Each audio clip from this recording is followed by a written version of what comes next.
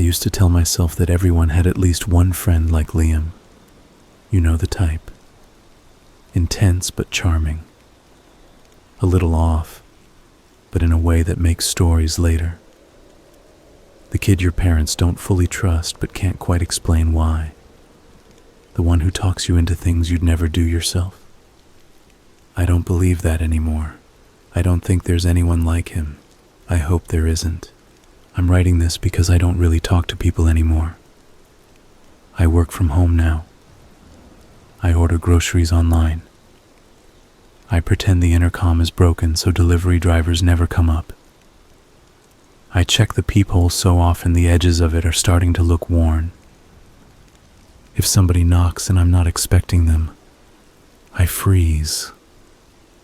I don't move. I wait until the footsteps go away.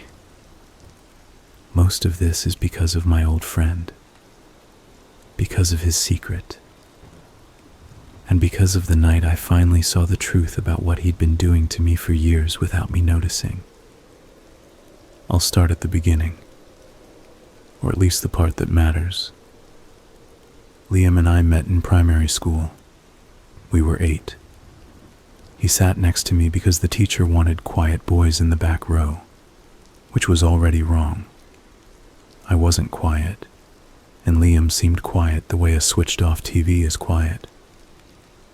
Nothing there on the surface, but you get the feeling something's humming beneath it.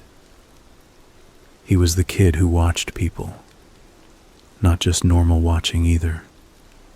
He'd stare too long, then look away a second after you noticed. He'd mimic teachers under his breath when they turned to the board, matching their tone almost perfectly. Sometimes he'd whisper my own answers back while I was saying them. He wasn't creepy to me then. He was my friend. That's important to say. We walked home together most days. He lived 2 streets over. His house was smaller, darker, with heavy curtains and ugly carpet. He had a single mom who worked late, and a dad nobody talked about. Most of the time, the house felt like it belonged to us. "Watch this," he'd say, standing in front of the mirror in his cramped bedroom. He'd pull his face tight, open his mouth, and start doing someone. The PE teacher, the headmaster, the old woman from the corner shop. He'd narrow his eyes the way they did, tilt his head, copy their little tics. Sometimes it was funny. Sometimes it was too good, and I'd feel that small, cold drop in my stomach. "Don't do Mr. Patel," I told him once. "It's weird." "Why?" he asked. "Because he's... I don't know. Just don't." Liam shrugged, eyes back on himself. He kept going anyway. At 12, he scared the hell out of me for the first time. We were in that strange age where you're too old for some things, but not old enough for anything that feels real. He'd started testing boundaries more. There was this girl in our year, Hannah. She had a loud laugh and chipped black nail polish. She was nice to me. She'd say hi in the corridors and ask how my weekend was. Once, after she walked past us, Liam leaned in and said, "You like her?" "So?" I muttered. "So you like her," he repeated with this small smile, like he'd found a crack in a wall. "I can tell." He watched her a lot after that, not in a normal crush way.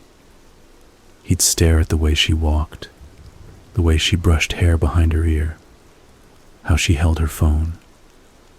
One time he bumped into her on purpose by the lockers, then later went home and practiced the way she'd said, "It's fine, don't worry about it," over and over again in his room. He flickered between her and the English teacher that day, swapping voices and expressions. I laughed, then stopped laughing. "Why do you do that?" I asked. Because people are interesting, he said. They're like patterns. What does that mean? He thought for a second, the way he did when he was searching for the right word. Everyone's made of habits, tiny ones. You only see them if you look long enough. Once you see the pattern, you can be them. That's creepy. He smiled. Only if you say it like that. Later that year, Hannah stopped coming to school. I remember standing in the hallway by the notice board, staring at the photo of her the school had put up.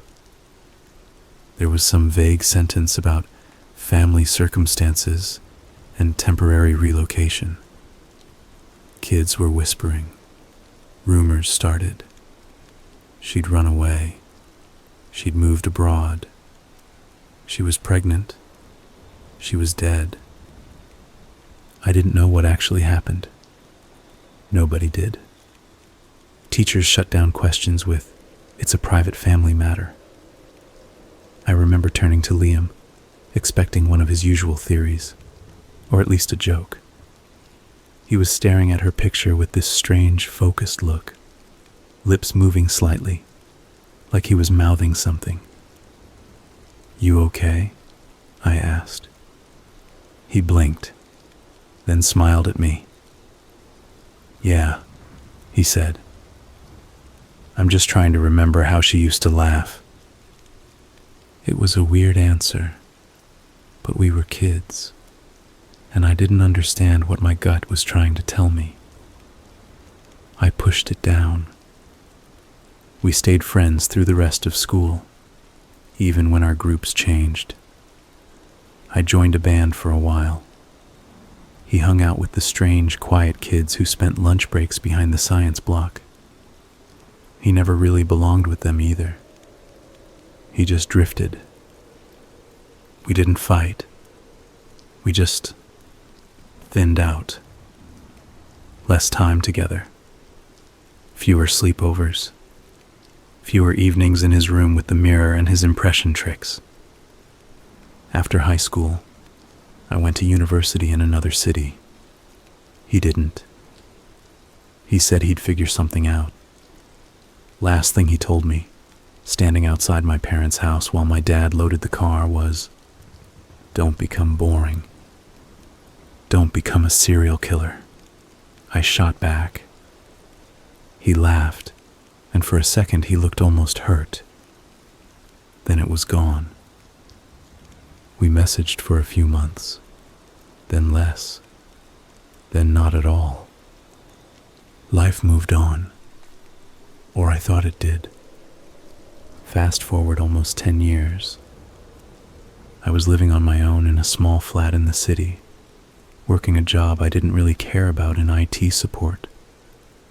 The kind of job where nobody sees you unless something breaks.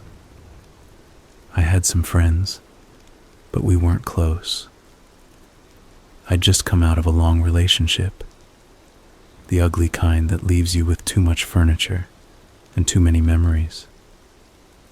One evening, I was sprawled on my sofa, scrolling through my phone, trying not to think, when a notification popped up from an old social media app I barely used. New message from Liam Harper. For a second, I felt that weird layered feeling you get in dreams, where you know you're you, but you're also your younger self. I was back in his dark room, watching him pull faces in the mirror. I opened the message. "Hey, long time. I moved to your city. Saw your profile. Want to catch up?" No emoji, no extra words, nothing. Just that. I stared at it for a long time. Part of me wanted to ignore it. Another part, the lonely part, the version of me who'd been eating takeaway alone in front of the TV for weeks, was curious, nostalgic. I typed back, "Wow, hey. Yeah, it's been forever. Sure, let's grab a drink sometime." We set a day, a bar halfway between our places. The whole day before meeting him, I kept remembering things I hadn't thought about in years. The way he'd copy the headmaster's crooked smile. The way he'd whispered my answers at the same time as me. How there had been certain questions about Hannah I never really wanted to ask. I told myself it was nothing. We'd have a beer, talk about old times, complain about being adults now. That's what people did. When I walked into the bar, I almost walked straight past him. He'd changed. That was my first thought. He hadn't changed in the normal, we're older now sense. Everyone does that. But there was something else. He looked like a composite of people I'd met. Like someone had taken features from a few different faces and merged them in a way that was technically right, but not natural. His hair was cut in the same style my ex used to nag me to try. His jawline looked sharper than I remembered, like he'd either lost a lot of weight or had something done. His clothes were clean and plain, like he'd Googled normal guy outfit and copied the first result. "Daniel," he said, standing up, smiling wide. The voice was the same. That was what threw me. That same familiar tone, just deeper. He hugged me like we'd seen each other last week, not almost a decade ago. "Hey," I said, hugging him back. He felt solid and tense. We sat, ordered beers. "So," I said, "you're here now?" "Yeah." He took a sip, eyes on me over the rim of his glass. "Been here about a year." "A year? You didn't think to say anything sooner?" He shrugged. "Didn't want to bother you. You looked busy." "You've been looking?" He smiled, leaning back. "Social media. Not creepy. Everybody does it." The way he said it made it sound like he'd thought about how it might sound and rehearsed the answer. We talked. Or I talked mostly. He asked questions and listened in that intense way he always did, like he was recording everything. Where I worked, what my hours were like, if I worked remotely or on site, my relationship, why it ended, what my new flat was like, what floor, how secure the building was, how many neighbors I knew. "Why do you care about my neighbors?" I joked. He shrugged, looking amused. "Just curious. You always used to know everyone's business." I did not. "You did," he said. "Year 7. You knew who was dating who before they did." I laughed. It was easier than admitting I didn't remember that. "And you?" I asked finally. "What have you been up to?" He tilted his head, thinking for a second, as if choosing from a list. "A bit of everything. Freelance work, some design stuff, consulting." He didn't sound convinced by his own words. Enough to get by. "Do you like it?" Another small shrug. "It gives me time." "For what?" He smiled again, but it didn't reach his eyes. "For people." We had a few more drinks. It was strangely easy to slip back into something like friendship. I felt that old pull, the excitement of being around him. Liam had always made the world feel less dull, like something might happen. He paid the bill before I could argue.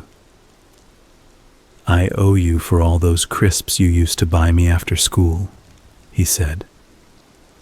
"You remember that?" "I remember a lot," he said softly. Outside, the air was cold and smelled like exhaust fumes and fried food. We said goodbye, agreed to meet again soon. "Hey, Daniel," he said as I turned to leave. "Yeah?"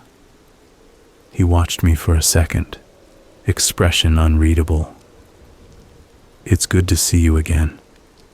You're still you." It was such a strange thing to say. I laughed awkwardly. Who else would I be? He just smiled. The next few weeks we started hanging out more. Coffee after work, drinks on weekends. Once he came over to my place to help me build a set of shelves I'd been putting off. He was good with his hands, precise, patient. He didn't need the instructions and somehow already knew the trick to getting the screws in straight. "You've done this before?" I asked. He wiped his forehead with his wrist. "Something like it." "Built shelves?" He smiled, not looking up from the board in his hand. "Put things together." He was easy to talk to. Easier than most people. He remembered details from our childhood that I'd forgotten. The time we'd hidden in the churchyard during a thunderstorm. The way I'd cried when my dog died and refused to talk to anyone except him. He also remembered things about my present that I'd only mentioned once. "Did you get your server issue fixed?" he asked one day as we walked. I frowned. "What server issue?" "At work. You said on the phone. Something about a client who kept ignoring your emails." I stared at him. "That was weeks ago." He grinned. "You sounded really annoyed. It stuck." It was flattering in a way to be listened to that closely. It also started to feel like I was under a microscope. He'd echo my phrasing sometimes. I'd say something like, "I can't be bothered cooking tonight." And he'd repeat, "Can't be bothered," under his breath a second later, with the exact same tone. If I laughed a certain way, he'd try it on for size, then keep it if it worked. It reminded me of being kids again, in front of the mirror. I told myself it was nostalgic, not disturbing. The first genuinely strange thing happened on a Tuesday night. I'd had a rough day at work. System errors, angry client, long commute. I hadn't told anyone about it. When I got home, I flopped on the sofa, opened a food delivery app, and stared at it without ordering anything. My phone buzzed. A message from Liam. "Rough day?" I frowned at the screen. "How do you know that?" "Just a feeling." "You home?" "Yeah, I'm nearby." "Want company?" I hesitated. Part of me wanted to be alone. Another part didn't want to sit with my thoughts all evening. "Sure." He turned up less than 10 minutes later. Too fast for him to just be nearby, unless he'd already been heading to my place. I opened the door. He stood in the hall, hands in his pockets, looking around my flat with open curiosity, like it was a museum exhibit. "Nice," he said. "Matches you." "What does that mean?" "Feels like you," he said. "The way it's laid out, the way things are left around." When he stepped past me, I caught a faint smell on him. Not cologne. Something familiar that took me a few seconds to place. It was my laundry detergent. "New fabric softener?" I joked. He blinked, then smiled. "Yeah, it was on offer." We ordered food, watched a film, At some point, I must have dozed off on the sofa. When I opened my eyes, the room was dim and quiet. The TV was off. Liam was gone. I sat up slowly. There was a folded blanket over my legs that I definitely hadn't put there myself. My neck hurt from the angle I'd slept in. On the coffee table, there was a glass of water. Next to it, my phone, plugged in and charging. I never plug my phone in before bed. I always forget. On the kitchen counter, the plates from our food were washed and stacked in the rack. He hadn't just left. He'd moved around my home, doing small things as if he lived there. I got up and went to lock the front door, suddenly aware that I hadn't heard it when he left. The lock was turned, the chain on. Everything was normal. Still, something stuck with me. Something that didn't quite make sense. It wasn't until I lay in bed scrolling through my notifications that it hit me. I opened my messages. The last one from Liam, about being nearby, was time-stamped slightly before I'd unlocked the door to my building that evening. He'd known I was home before I was actually home. I stared at the screen, then shook my head. Maybe I was misremembering. Maybe I'd checked them later. Maybe the time was off. Phones did that sometimes. I forced myself to let it go. I wish I hadn't let so many things go. A couple of weeks later, he invited me to his place for the first time. "It's nothing special," he said on the phone. "I don't really do guests." We met at a tram stop and walked together. His building was on a quieter street, a few corners away from anything I recognized. Older brick, narrow staircase, the kind of place where the walls held onto other people's lives. He lived on the top floor. The hallway outside his door smelled faintly of dust and something chemical. He unlocked 3 separate locks before pushing the door open. "Overkill much?" I joked. "Habit," he said. "Come in." The first impression I had of his apartment was that it looked temporary, like a show flat that someone was using as an actual home but hadn't fully claimed yet. Furniture, but nothing personal. A plain gray sofa, a low table, a cheap bookcase with random paperbacks arranged by size, not subject, a rug that looked new and unused. No photos, no art, no clutter. It didn't match Liam in my head. The Liam I remembered had covered his childhood room with posters, sticky notes, scribbled jokes. This place could have been anyone's. "Nice," I said anyway. "Tea? Beer?" he asked, already heading to the kitchen. "Tea's fine." I walked around, trying not to look like I was snooping. There was a small desk pushed against one wall with a laptop, a neat stack of notebooks, and a pen placed diagonally on top, all lined up as if photographed for a catalog. There were 3 doors leading off the main room. One open, bathroom, tile, nothing special. One half open, bedroom. The third was closed. There was a new-looking lock on it. "What's in there?" I asked, nodding at the closed door when he brought me my tea. He glanced over, then back at me. "Storage. It's a mess." "You've seen my place," I said. "You can't have mess that beats mine." He smiled. "Trust me, it's embarrassing." "Can I see?" He handed me the mug.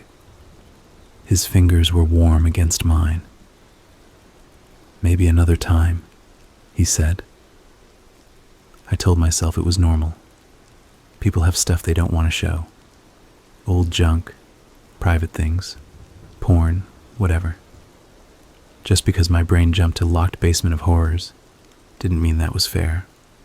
We sat on the sofa and talked. He asked more questions. "You sleep well here?" he asked at one point. "Not really," I said, surprised by my own honesty. "The neighbors upstairs stomp around a lot. Or maybe it's the pipes or something. And the streetlight shines straight in my bedroom." "You should get blackout curtains," he said. "I keep meaning to. I just never do." He nodded, eyes unfocused for a second, like he was filing that away. When I went to the bathroom, I noticed something strange. On the shelf above his sink were basic things: toothpaste, deodorant, razor, and my brand of shampoo. Same exact bottle, same slightly ugly label. I touched it. It was half empty. When I came back out, he was sitting on the sofa, phone in hand, but the screen was dark. "Nice shampoo," I said, trying to sound casual. He smiled without looking up. "Yeah, saw it at the shop, had good reviews." "Have you always used that brand?" I asked. He finally looked up, head tilted. "Why?" "I just use the same one," I said. He grinned. "Great minds, huh?" Maybe it was a coincidence. People buy things from the same ads. People make the same choices all the time. But once I started noticing, I couldn't stop. He had the same kind of mug my ex had loved, the same kettle I had, but a newer model, the same brand of cereal I'd mentioned liking once while we were walking past a supermarket. "It was on offer," he'd say, or "they had a sample at the store." It could all have been nothing. That's the part that messes with me the most. How easy it is to explain away each thing on its own. I didn't see the pattern yet. Not clearly. That took the locked room. The night I saw inside it, I wasn't supposed to be there. We'd gone out for drinks with some people from my work. Liam and my colleagues got along better than I expected. He was good at mirroring people. He laughed when they laughed, asked them about their hobbies, remembered names quickly. At some point, after too many pints, my coworker Mark clapped him on the shoulder and said, "You're all right, man. You should come out with us more." Liam smiled that polite, practiced smile. "If Daniel invites me, sure." We left early because I felt sick. I blamed the beer, but it was more than that. Watching Liam slot himself into my social circle like he'd always been there made my skin itch. "Come crash at mine," he said when we reached my tram stop. "You look rough. My place is closer. I don't want you falling on the tracks." I should have said no. I should have gone home. Instead, I nodded. "Yeah," I said. "Okay." His building was quiet when we got there. The lights in the stairwell flickered. My head pounded with every step. Inside his flat, he handed me some water and tablets. "I don't take mystery pills," I muttered. He rolled his eyes, showed me the packaging. Just ibuprofen. I swallowed them, sat on the sofa, and leaned my head back. "You can have the bed," he said. "I'll take the sofa." "I'm not stealing your bed." He shrugged. "I don't sleep much. It's fine." I must have blacked out for a while. I woke woke up to darkness and the sound of a door clicking shut. My head was clearer. My mouth tasted stale. For a second, I didn't know where I was. Then the shape of the ceiling clicked. Liam's flat. I listened. The room was quiet. I could hear faint traffic noise from outside. And something else. A low hum, like a fan. I sat up. The sofa creaked. There was a sliver of light on the floor coming from under the closed door. The storage room. I told myself to lie back down, to go to sleep. It was none of my business. Instead, I got up, moving quietly, bare feet making no sound on the floor. I crossed the room. The sliver of light was narrow but steady. I could see the faint outline of the new lock on the door. The humming got louder as I got closer. Not a fan. Something electronic. My hand was on the doorknob before I fully decided to do it. Locked. Of course it was. I let go and stepped back, heart pounding for reasons that had nothing to do with the beer anymore. I was about to go back to the sofa when I felt something small under my heel. I flinched and bent down. My fingers closed around a thin strip of metal. A key. I stood there for a long moment, the key in my hand, staring at the door. This is where, in a film, someone would whisper, "Don't do it." There was no voice, just my own breathing. I slid the key into the lock. It turned without resistance. The hum grew louder as I pushed the door open a few centimeters. I paused, listening. Nothing. No movement. No voice. No, "Hey, what are you doing?" I opened it wider. The room was wrong. That's the only word I can use. It was bigger than I expected. Bare walls, no windows. The light coming from a single bright strip on the ceiling. The air was cool and dry, with a faint smell of plastic and something else I couldn't place at first. The walls were covered in photos. Hundreds of them, maybe more, arranged in neat, overlapping rows from almost floor to ceiling. Faces, people in crowds, in cafes, on buses, on street corners. Some blurry, some sharp. Some with circles drawn around certain features. Eyes, hands, mouths, using red pen. Lines of small handwriting next to them, in Liam's tight, tidy script. There were names under some. Under others, just descriptions. Barista, watch left hand. Neighbor, nose scrunch when laughs. Daniel, annoyed face, eyebrow twitch. Practice. My own face stared back at me from several of them. In one, I was sitting on my sofa, head tilted back, laughing. The angle was from outside my window, through the glass. In another, I was unlocking my front door. The date scribbled under it was from months before we'd bumped into each other online. I moved further into the room, throat dry. In the center was a table covered in neat rows of notebooks. Each one had a name on the spine. Some I recognized. People from school, a co-worker, the guy who worked at the corner shop near my flat. The hum came from a stack of small devices on a shelf. Digital recorders. Their red lights blinked in sequence. Next to them was a row of small glass jars, each with a label. Inside, small ordinary things.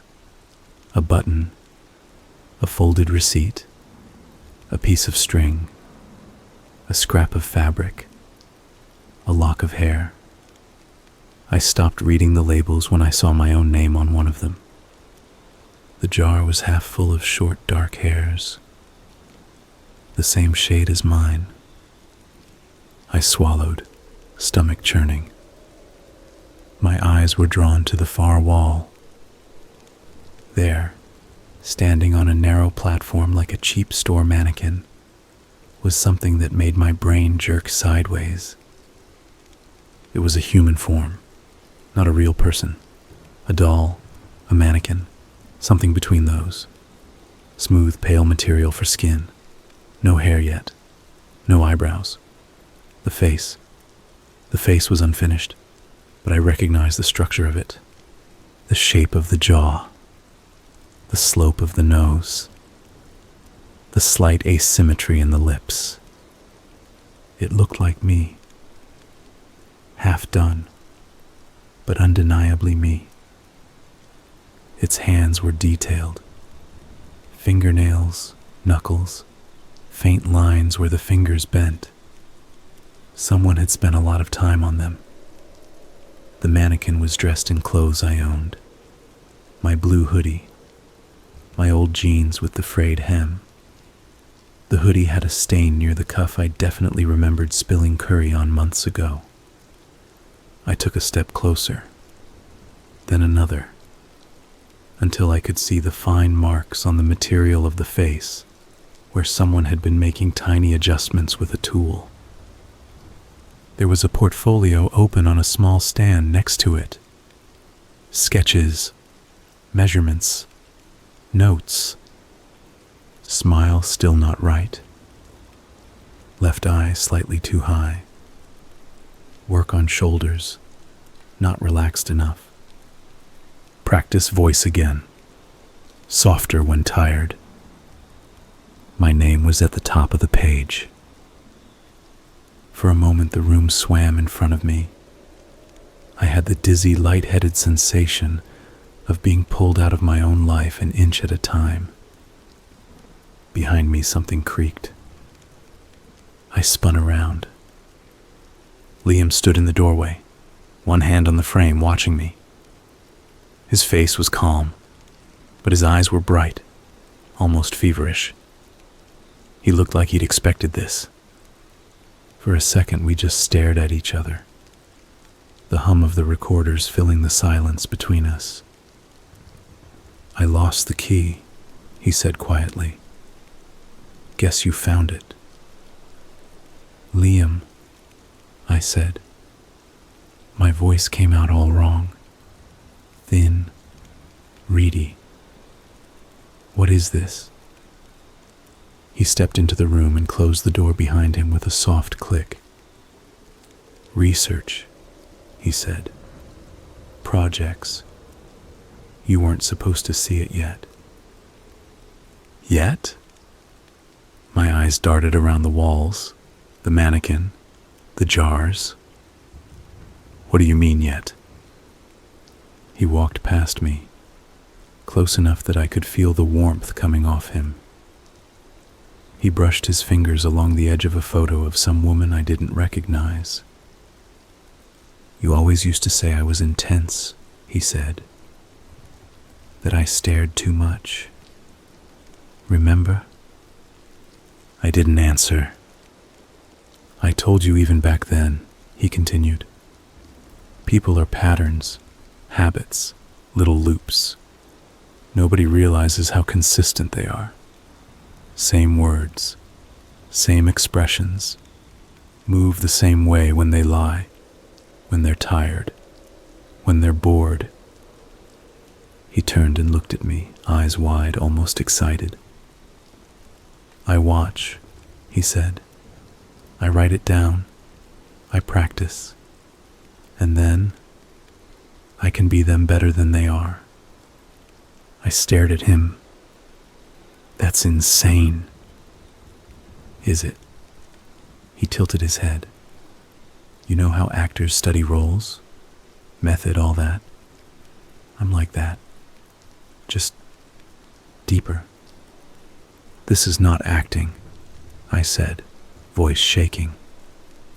You have a fucking doll of me in your closet. He smiled faintly. It's not a doll. It's a prototype. I took a step back. For what? He laughed softly. God, listen to yourself. You sound like a thriller novel. What is it for, Liam? He looked at my mannequin, the hoodie, the unfinished face. His expression softened, almost fond. You always said you wanted to start over, he said. New city, new job, new you. You said that back in school, remember? You were so scared of turning into your dad. I didn't remember saying it, but it sounded like me. You can't. I shook my head, trying to clear it. Why are there photos of Hannah? His eyes flicked back to me. Just a moment. Quick. Sharp. I had seen her, among the others. Younger, in her old school uniform, mid-laugh, with notes around her picture. I hadn't fully registered it until now. Why do you have pictures of her? I repeated. He sighed, as if I'd brought up an old annoyance. You always liked her, he said. What does that have to do with anything? She was an early project, he said simply. The room felt colder.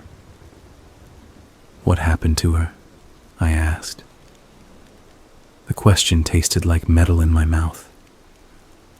He looked at the photos on the wall as if trying to decide how honest to be. She left, he said finally. That's what they told us at school, I said. What really happened? He smiled, small and strange. She stopped being necessary. My skin crawled. Necessary for what? For the pattern, he said. Once you've mapped someone properly, you don't need the original.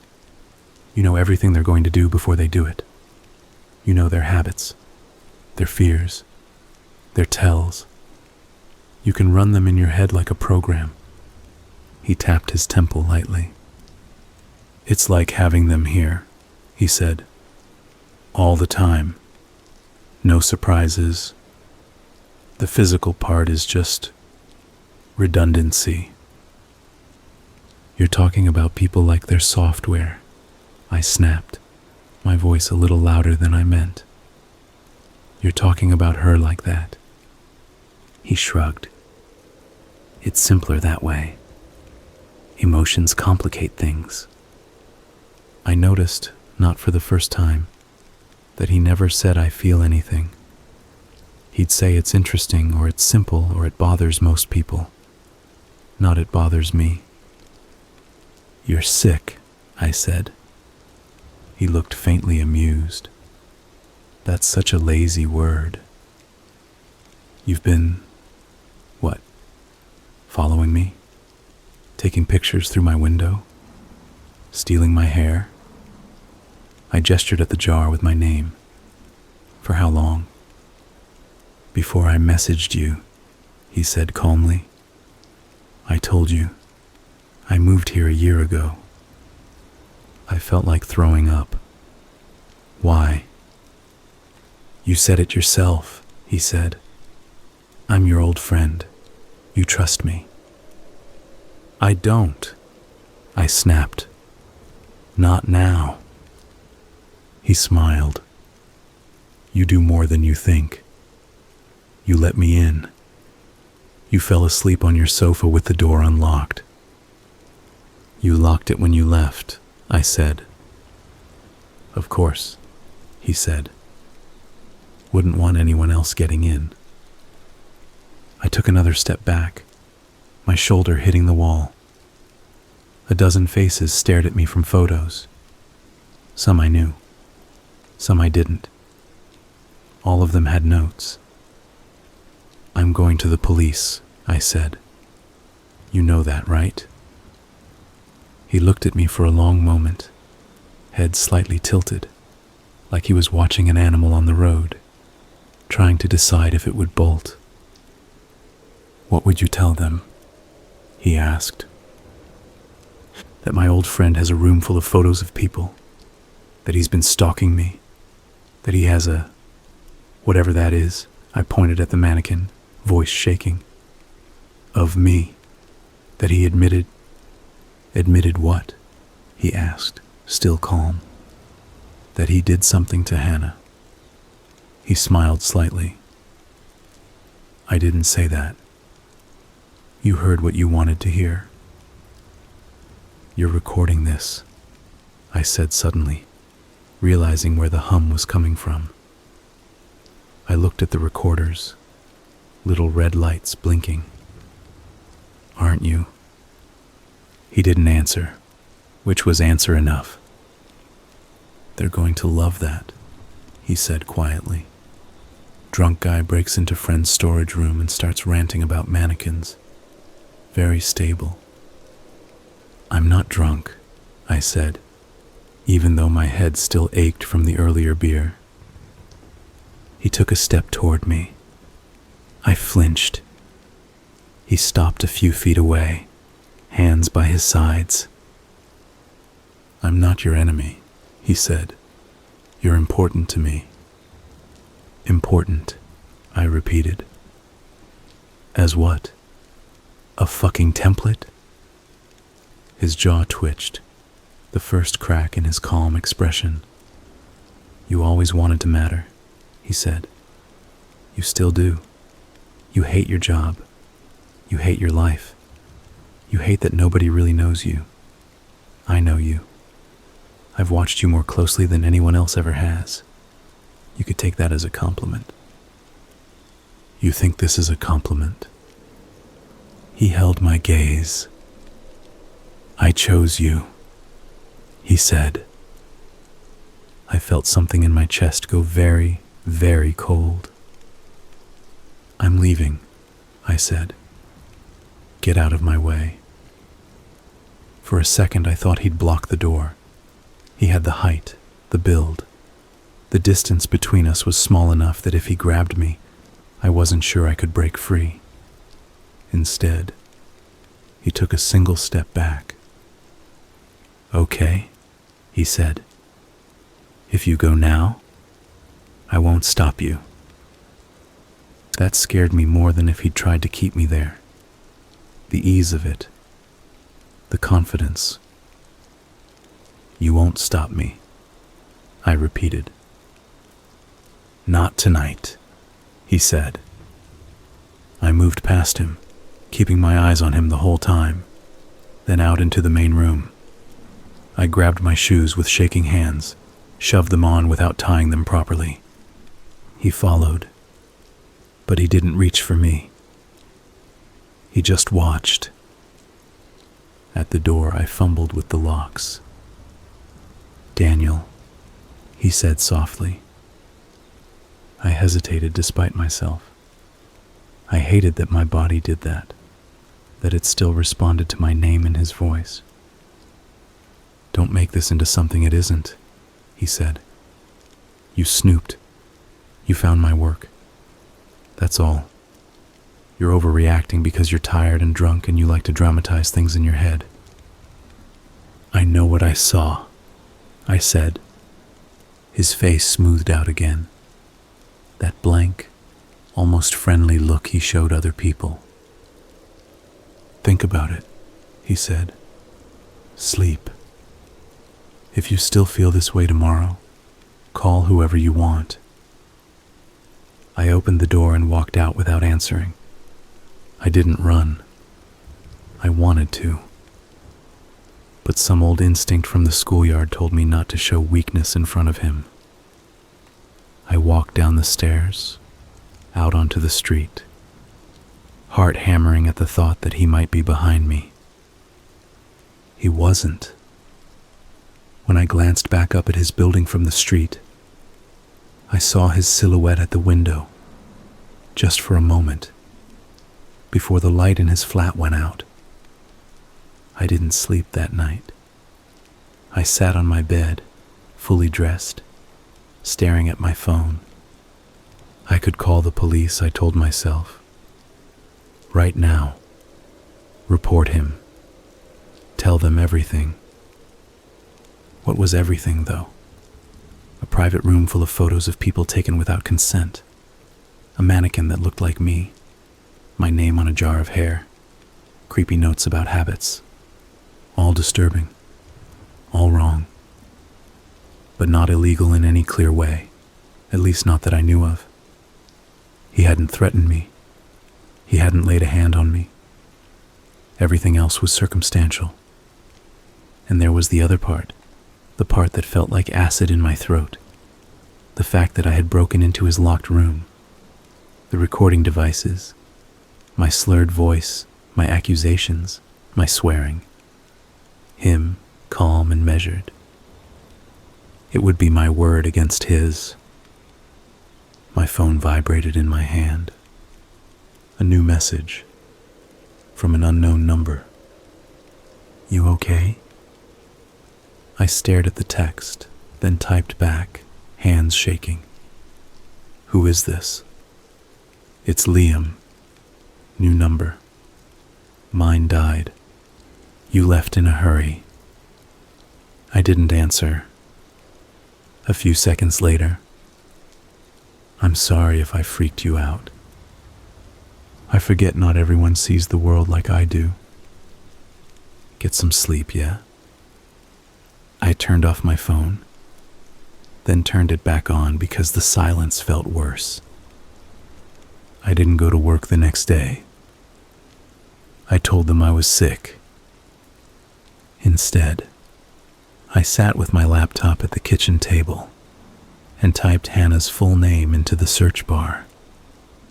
The first results were old social media profiles, a tagged photo from a party years ago, comments underneath from friends I didn't know, then a local news article. My heart sped up as I clicked it. It was short, a few paragraphs. Missing person appeal. She'd last been seen leaving work late one evening about 8 years ago, according to the date. CCTV showed her walking toward a bus stop. She never made it home. Her family had appealed for information. The article ended with a number to call. There were no follow-ups, no body found, no case solved, just that. She'd just vanished. I thought about Liam saying she'd been an early project. I thought about how the teachers had shut down questions back then, how fast the school had moved on. I typed in another name from those notebooks in his storage room. The guy from the corner shop near my flat. I didn't know his full name, but I remembered the name tag on his uniform. There was a small article on a community page. He'd left his job abruptly, it said. No more detail. Then I searched a name I recognized from work. A woman from another department. The one whose funny email signature Liam had made fun of once. The third result was a post on a missing persons forum. I sat there staring at the screen, my pulse pounding in my ears. This could all still be coincidence, I told myself. People move, people change jobs, people go off the grid, and missing persons databases are full of faces. You can link anything if you look hard enough. But I kept seeing that room. The walls, the notes, the mannequin in my hoodie. At some point I realized I was shivering. My tea had gone cold in my hand. Someone buzzed my intercom. The sound ripped through the quiet of my flat like a scream. I jumped, slamming my knee into the table. The buzzer went again. Long, insistent. My first thought, My stupid animal brain first thought was that it was him, that he'd found a way in, that he was downstairs, index finger pressed to the button, head tilted up at my window with that patient expression. I stayed very still. The buzzer stopped. A few minutes passed. Then my phone vibrated. Buzzed but no answer. Are you actually sick or just hiding? Liam. I swallowed, my mouth dry. Not feeling great. Don't come over. A beat. I could bring soup. Or whatever people do when friends are sick. No, I need to sleep. Another pause. Okay. Rest up. I didn't move until I heard the faint sound of the front door of the building closing. Even then, I got up slowly and checked the peephole like I do now, every time. The hallway was empty. The next few days were a blur of pretending to be normal. I went back to work, answered emails, fixed things, said hi to co-workers, avoided mention of Liam. He texted a few times. Nothing intense, just little check-ins. Feeling better? Survived the plague. Coffee this week? I replied with vague excuses. Busy. Tired. Maybe next week. He didn't push. Not hard. What he did do was show up in places I didn't expect to see him. I'd walk into the supermarket after work, and he'd already be there, comparing brands of pasta. Hey, stranger, he'd say with an easy smile, as if nothing had happened. I'd go for a run in the park to clear my head and see him on a bench, feeding pigeons, headphones in. You run now? He'd call out as I passed. Once, late evening, I went to the corner shop for milk and found him at the counter, chatting with the new guy who'd replaced the missing one. He laughed at something the guy said, then caught my eye. Daniel, he said. You're out late. Just milk, I muttered. He picked up a carton identical to mine. Me too. Each time he had a plausible reason to be there. It's a small city. People's routes overlap. That's what I told myself, over and over. But the more I tried to avoid him, the more I saw him. In reflections. Across streets. Turning the corner just as I turned it. Always alone. I started feeling watched even when he wasn't around. Little things in my flat would be slightly different. A mug I was sure I'd left in the sink would be rinsed and on the rack. My shoes, which I usually kicked off in a pile, would be lined up by the door. One morning I woke up to find my curtains fully closed, even though I always left them half open. The room was darker than it should have been. I sat up with a start. On my bedside table was my phone, plugged in, battery full. I didn't remember plugging it in. I changed the locks that week. I didn't tell anyone, not even my landlord. I paid a guy in cash to do it, watched the whole time. Liam didn't comment on it, but the small changes kept happening. I'd wake up with my blanket tucked tightly around me, even though I tossed and turned in my sleep. My front door, which I checked compulsively at night, would feel slightly different in the morning, as if someone had tested it. I tried to tell myself I was doing it, and forgetting. Stress. Exhaustion. Then one night, Scrolling through my photos on my phone, I saw something that froze my blood. Mixed in with the usual food pics and memes and screenshots was a series of photos of me. At first glance, they looked like normal selfies, but they weren't.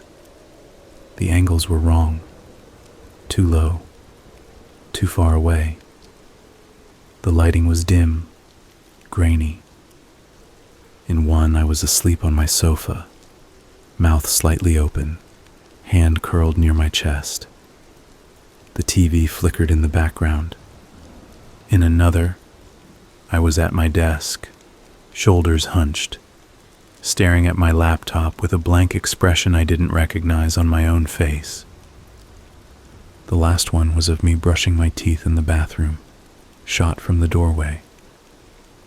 My eyes were half closed, foam at the corner of my mouth. The timestamps were all at times I was definitely alone.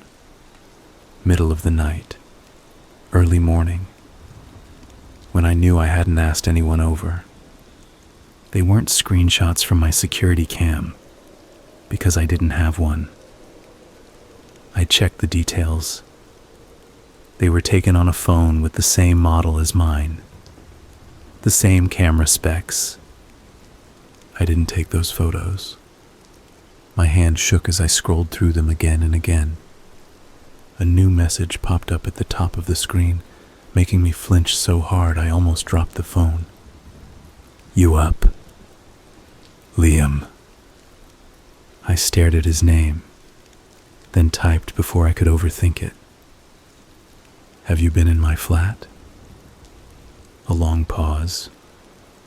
I watched the typing indicator appear, disappear, reappear. "Why would you ask that?"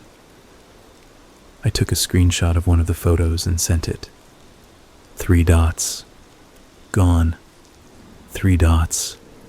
Gone. "That's a good angle of you." My stomach lurched. "Liam, answer the question. Have you been in my flat when I was asleep?" "I told you. I lock the door when I leave." The words made no sense and perfect sense at the same time. "When you leave? You're saying you have been here." Another pause. "I thought you liked having someone around. You always sleep better when someone's there." My chest tightened. I struggled to breathe. "You don't get to decide that. Don't come here again. I mean it. We're done. I don't want to see you." There. I'd said it. I'd drawn a line. The dots appeared one last time, then vanished. No reply. I blocked his number. Then I went around my flat, checking every window, every lock, every possible way in. I wedged a chair under the front door handle. I sat on the sofa with the TV on mute, listening for any sound that didn't belong. Nothing happened. Not that night. The next day at work, I was jumpy, jittery. I spilled coffee on my keyboard, snapped at Mark when he asked if I was okay. "Seriously, mate," he said, putting his hands up. "You look like shit. You need sleep." "Thanks," I muttered. At lunch, I sat alone in the break room, pushing food around my plate. My phone vibrated multiple times in my pocket. I ignored it, not ready to deal with anything. When I finally checked it on my way home, my stomach sank. I had missed calls. Not from Liam's number. Those were blocked. But from my sister, from an unknown number, and from a number I recognized as the front desk in my building. I listened to the voicemail from the unknown number first. "Hi, this is Officer Meyer from the local police station. We're trying to reach Daniel Harris regarding a report." Please call us back on. My throat tightened. I called back with clumsy fingers, heart thudding. They answered on the second ring, asked me to come in. Sitting in that small, too-bright interview room felt surreal. The walls were lined with posters about neighborhood watch and domestic violence hotlines. The officer, a woman in her 30s with tired eyes, asked me if I knew a Liam Harper. Yes, I said slowly. He's a friend, an old friend. She nodded, making notes. When did you last see him? She asked. A few days ago, I said. At his flat. Can you describe what happened during that visit? I hesitated. We had some drinks. Talked. I left early. We argued. About what? I swallowed. I'd rather not say without a lawyer. She raised an eyebrow, then shrugged, as if that was fair. We're not accusing you of anything, she said. We're just trying to gather information. His landlord contacted us because he hasn't paid rent this month. And when they went to check the apartment, it was empty. I stared at her. Empty? She nodded. Cleared out. No furniture, no clothes, no personal belongings. It looks like nobody ever lived there. The neighbors say they haven't seen him in a week. He moved? I said weakly. Maybe, she said. But he left no forwarding address. His phone numbers are disconnected. We found your number in some of his paperwork. Paperwork, I repeated. Your name and number on a slip of paper, she said. You were listed as a contact. I let out a small, humorless laugh. I didn't know that. Has he ever threatened you? She asked. Made you feel unsafe? Images flashed in my mind. The photos, the mannequin, the jar of hair, the messages. Yes, I almost said.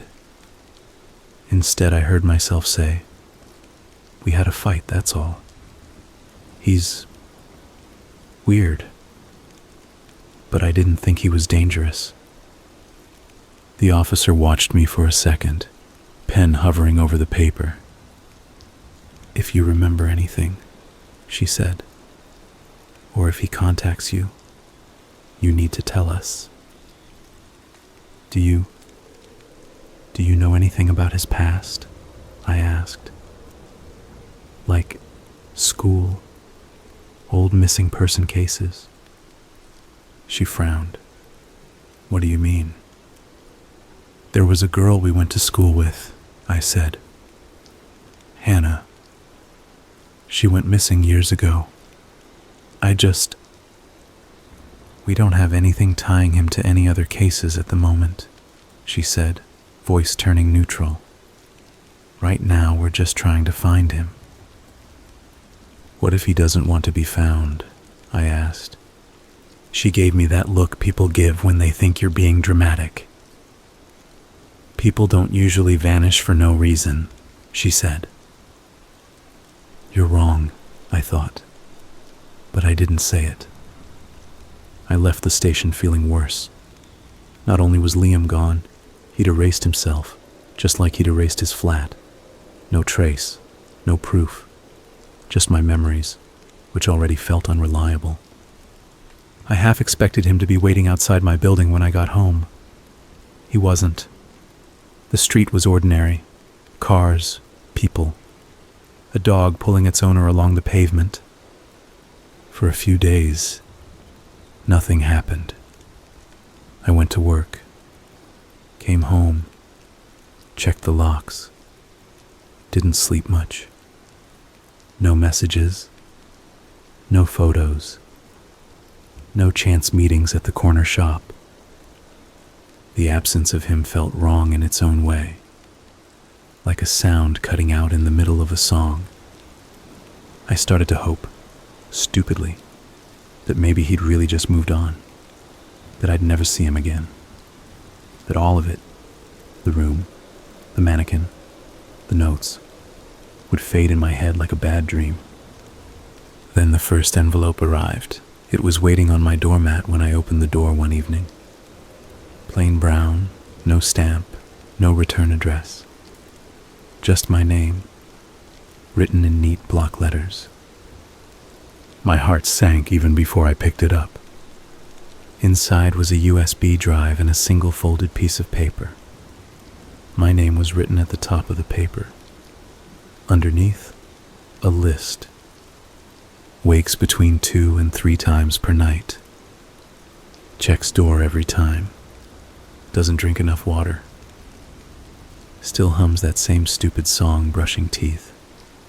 Talks to himself in the shower sometimes. Pretends he doesn't. I read the lines over and over, my chest tight. I hadn't told anyone about those habits. Hadn't even fully admitted some of them to myself. But they were all true. Hands shaking, I plugged the USB drive into my laptop. The folder on it held one file, a video. No title, just a string of numbers. I double-clicked it. The picture was dark at first, grainy. Then it focused, and I realized what I was looking at. My bedroom. My bed. Me. Asleep. The video was filmed from a high corner of the room, near the ceiling. I could see my own body curled on its side, blanket tangled around my legs. For a moment, nothing happened. Then I saw myself jerk awake, sit up, stare at the door. Even on the low-res footage, I could see the tension in my shoulders. I watched myself swing my legs out of bed, walk to the door, check the handle, then go to the window, pulling the curtain aside to look out. The streetlight outside cast my face in a strange yellow. After a minute, I shuffled back to bed, lay down, tossed, turned. The video jumped. Time skipped. A glitch or editing cut, I'm not sure. Then I saw myself get up again. Same routine. Door, window, bed. It did this 3 times. Same pattern, small differences. On the 4th, instead of going back to bed, I watched myself go to the bathroom, rub my face in the mirror, then lean against the sink for a long moment, eyes closed. I wanted to look away. I didn't. At the end, the camera seemed to zoom in slightly on my sleeping face, as if whoever was filming had stepped closer. It wasn't a security camera. It was handheld. Breathing made the frame move slightly. A voice, very quiet, barely audible, whispered, "Almost got you right." It was his voice. The video ended. I sat there, staring at the frozen frame of my own sleeping face on the screen, my breath coming in shallow gasps. Liam was gone. The police couldn't find him. His flat was empty. And yet he'd not only been in my bedroom since then, he'd stayed long enough to film me in detail, to write notes about my habits. He was still studying me, still improving his prototype. I tried to tell the police about the envelope. The officer I spoke to sounded tired. "Do you still have the USB?" she asked. "Yes," I said. "Don't plug it into anything else," she said. "We'll send someone to pick it up." They took it. They took the letter. They promised to look into it. I never heard back about it. Maybe it got lost in a pile of more urgent cases. Maybe they watched it and decided it was weird, but not enough to allocate resources. Maybe they believed I'd made it myself. It doesn't matter. The next envelope came a week later. Same brown paper. Same neat handwriting. This one had no USB. Just another list. Started locking bedroom door now. Keeps chair under front door handle. Looks through peephole 3+ times before opening. Googled how to disappear, but didn't read the article. Still hasn't told anyone the truth. At the bottom, a new line. You're getting there. I tore the paper into tiny pieces and flushed them down the toilet. It felt childish, but it was all I could think to do. I started looking for cameras in my bedroom, behind the wardrobe, under the bed, in the smoke detector. I took it apart, hands shaking. Nothing. I bought a cheap detector off the internet that was supposed to find hidden lenses. I swept every inch of the room. Nothing.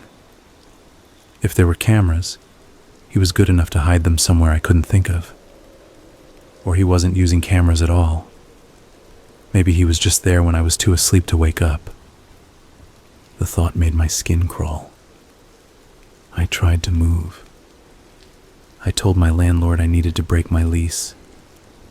They said no unless I paid a stupid amount of money I didn't have. I thought about calling my parents, my sister, asking to stay with them. But how do you explain this without sounding insane? Hey, remember my weird friend from school? Turns out he's been building a replacement version of me in some secret room and filming me sleeping. Yeah, that would go well. Instead, I started staying at cheap hotels when I could afford it. I'd book a room at the last minute, under a different name if the system let me, pay in cash. The receptionist would give me a key card, smile, ask if I needed anything else. No, I needed everything else. A whole new life. A new skin. One night, in one of those small, anonymous rooms, I lay awake listening to the sound of the fridge humming and the TV in the next room blaring some game show. The door was locked. The chain was on. I'd pushed the desk chair against it. I'd checked under the bed, behind the curtains, inside the wardrobe. Nobody was there. But I kept imagining the click of the keycard outside, the quiet chime of the lock, the door opening an inch, a hand sliding around it to unhook the chain. I must have dozed off at some point because I woke up with my heart already racing, mid-panic. The room was dark. For a second I thought I saw a shape in the corner, near the TV, a tall shadow. I fumbled for the lamp, fingers clumsy. Light flooded the room. Nothing. Just the chair, the tiny circular table, the TV stand. No tall figure. No Liam. But on the table, just within arm's reach of where my hand had been hanging over the side of the bed, was an envelope. Same brown paper.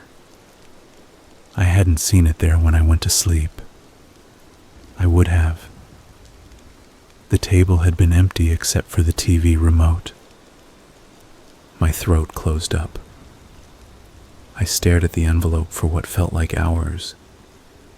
When I finally reached for it, my fingers were trembling so badly I could barely get the flap open. No USB this time. No list of habits. Just a single sentence. I don't need your flat. I dropped the paper as if it burned. It fluttered to the floor. He'd found me here. In a random hotel, booked last minute. He'd watched me sleep in a place I thought was safe. I left that room at dawn, eyes gritty, hands shaking on my bag handle. The receptionist gave me a polite, practiced smile as I handed over the key card. "Everything okay with your stay?" she asked. "Yeah," I lied. "Great." That was months ago. I changed jobs, moved to a different part of the city, new building, new locks. I installed my own additional chain inside the door, one even the landlord doesn't know about.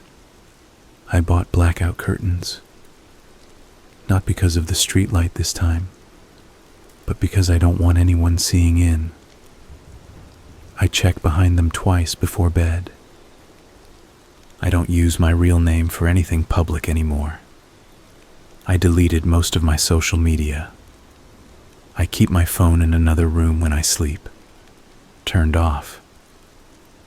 Sometimes I still find small signs that he's been around. A mug placed exactly where I never leave it. A shirt hung in the wardrobe facing the wrong way. A bar of soap I don't remember buying. Once, I woke up to find my chair moved half a meter to the left, the legs making impressions in the carpet where they hadn't been before. Another envelope arrived last week, thinner this time. Inside was a photo, printed on cheap paper. The quality was low, as if it had been zoomed in and cropped. It showed me sitting at this very desk, right here, typing. The angle was from behind me, slightly above, like someone standing in the doorway.